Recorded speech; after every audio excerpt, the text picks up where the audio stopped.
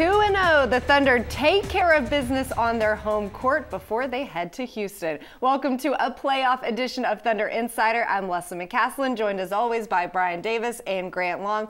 2 games in the books, 2 very successful games because it is playoff time. We saw the intensity stepped up a level as we got this series started, and now they'll head to Houston with 2 wins over the Rockets. One of the things, and we're going to talk about many important things in this series, though, is protecting the paint. And we also saw 2 very different games this week. Grant, let's start with you. How important is it, and what changed between Game 1 and Game 2? Well, first of all, who would think that we'd be talking about protecting the paint against a team like the Rockets who like to shoot volume three-point shots? But it has been the case. Serge Ibaka and company, they've really stepped up and protected the basket on those rim runs by the Houston Rockets.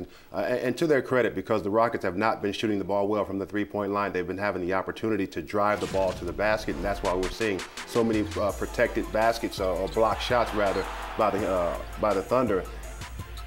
Fortified in the lane area, you have to communicate, and we're seeing that to a very high level. Perkins, Ibaka, these guys are stepping and coming over to take away those drives to the basket. The Thunder with 9 blocked shots in each of the first 2 games. Game 2, guys, really timing was everything. It wasn't so much how much, the fact that the Rockets got 50 points to paint, it's that the Thunder bowed up and forced Houston to play half-court basketball down the stretch. I think that probably the coaching staff would like to see the Thunder get back a little bit more to what we saw in Game 1, which was 5 guys in transition, facing the basketball, forcing Houston to run more half-court offense. Yeah, they've talked a lot about making that defensive shell, but it is fun to watch those big guys get back. You can tell that Coach Brooks has told them to get on the other end of the court because Nick Collison is about as fast as Russell Westbrook when he's getting to the other side. Another big thing we've already seen in this series is making the extra pass. 28 assists in the first game, 20 in the second. How has the team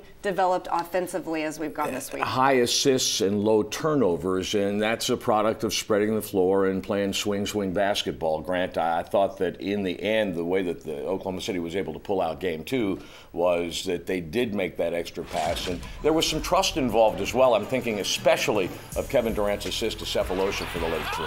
Well, it's trust involved, but you also have to play it with a level of intelligence when you talk about making that extra pass. You don't want to overpass if you have open shots because your teammates are expecting you to shoot those open shots, and we're not seeing that from this ball club. But what's remarkable is that the Thunder have found a way to continue to move the basketball, and you play on tendencies against your opponent. No team in the NBA, rather there might be a handful that want to make that extra pass and play defense throughout the 24-second shot clock.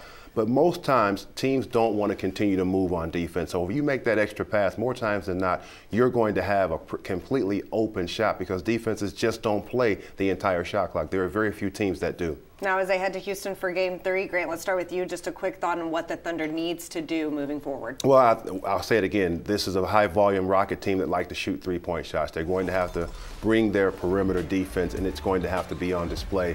And I'm going to say, I mean, really in the first quarter, to open the game up the first 3 to 5 minutes, the Rockets are going to be fueled by a lot of energy in their building. You've got to be able to get out there and stop transition and stop those three-point attempts. I love the way the Thunder has started both games, using defense to trigger its offense, playing at the same speed, maybe even faster than the Rockets. I'll go back, though, to what Scott Brooks said before the series began. Defensively, when Houston starts to come up the floor, your first 3 steps back toward the basket need to be at full speed. Well, the fans during Game 1 and Game 2 were phenomenal here at Chesapeake Arena. Thunder Blue filled the streets and inside the arena for Game 1, and with shirts all over the arena that said "Together." It was a good theme for Game 1. The fans were louder than ever, and the team came out and set the tone with a dominating win to begin the playoffs. Here's a look back at the sights and sounds from the Thunder's first win over the Rockets.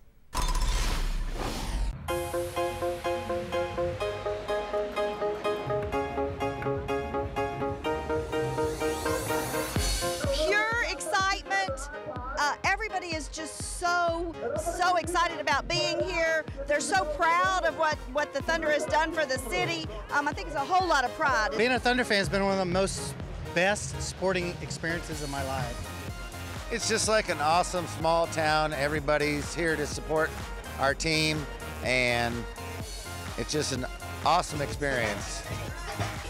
Oh, you're bringing it down. Keep it going. It's very fun. Everybody's pretty pumped up, psyched up. Someone told you the normal games during the year are loud. it's louder.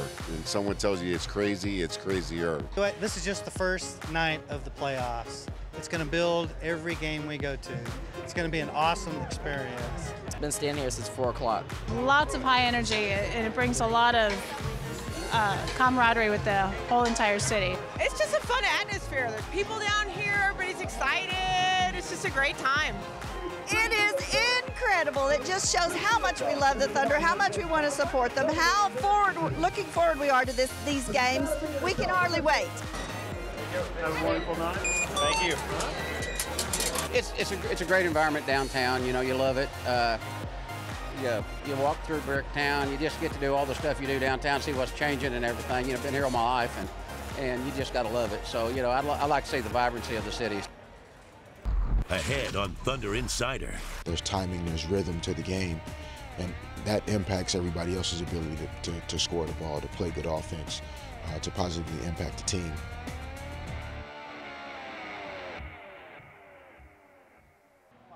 You're watching Thunder Insider. Thunder fans, get your chance to win one of 50 pairs of tickets before the remaining home games at the Kia Thunder Reward Zone. 1 hour before tip-off, 50 fans will win a pair of tickets for that night's matchup.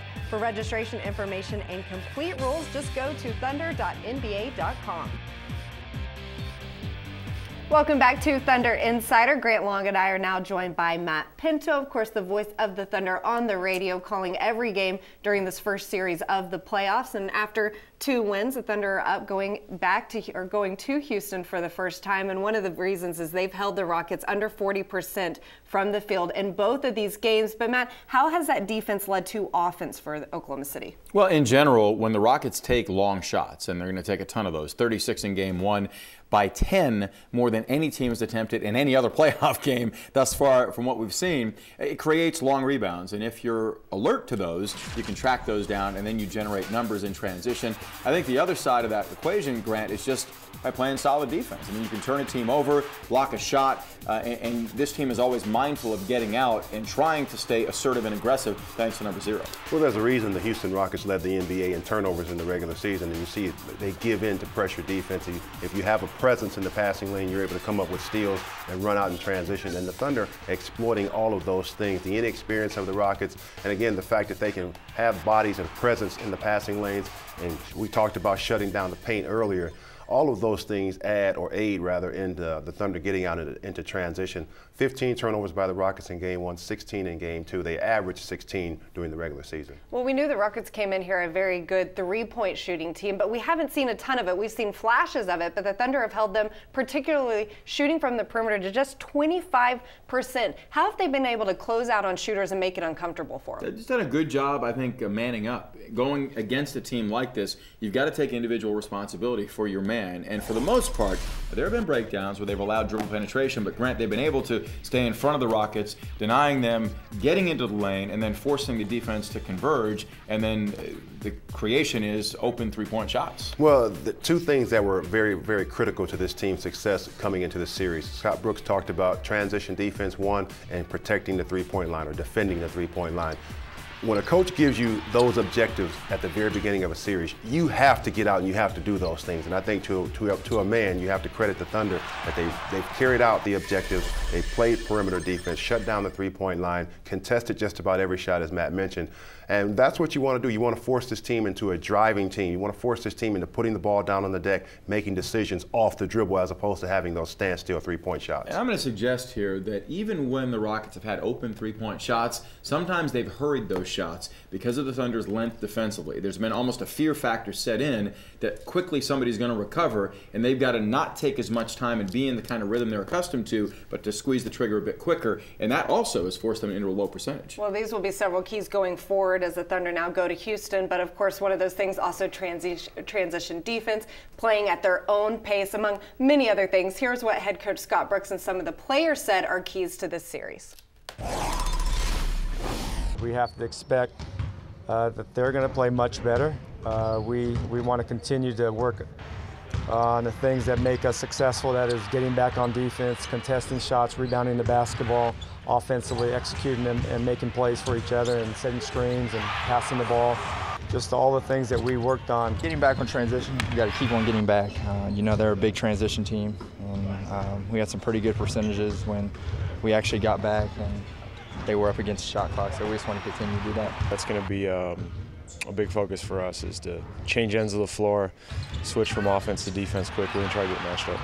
We got to make sure we communicate in transition, and when you're talking their plays and stuff like that, sometimes it make them go away from what they're trying to do. So, yeah, we're going to keep communicating, all 5 guys on the court, and just try to control the game that way. You know, our bigs do a great job calling out our coverages and pick and roll, and then especially.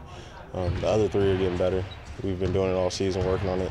And for a point guard, it's essential. You don't know whether to spring them up or whether to push them to the spring roll or whatever the coverage is. So their voices behind you really helps you, lets you know that you can put some pressure on the ball, that you got help.